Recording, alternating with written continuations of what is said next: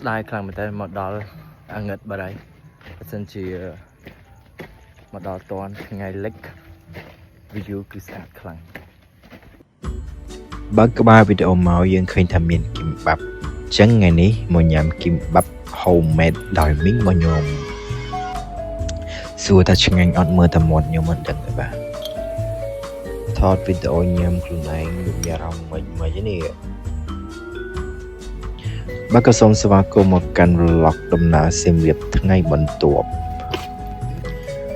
អីបានដើរលេងដូចយើងសប្បាយដែរឃើញពងរៀបចំខ្លួននឹងតាមពិតអត់ដឹងទៅណាទេដល់គិតមកស្ទោះហើយបានយើងសម្រេចចិត្តថាទៅភ្នំក្រោមមុនទៅយើងចូលទិញ matcha ញ៉ាំមួយសិន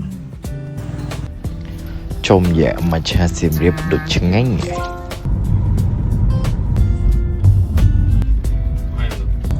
តែសំខាន់ matcha គេមានថែមនំនេះ free ឲ្យតែមានអីឆ្ងាញ់ដែរតា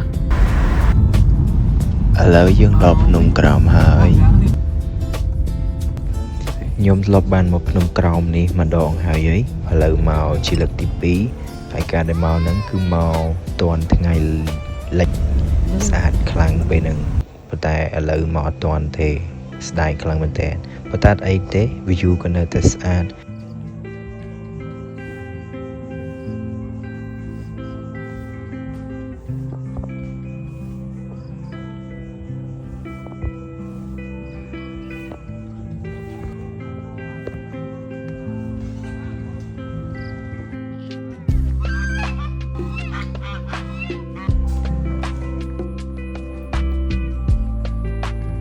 ស្ដាយខ្លាំងមែនតើមកដល់អាងឹតបាត់ហើយបើសិនជាមកដល់តន់ថ្ងៃលិច view គឺស្អាតខ្លាំង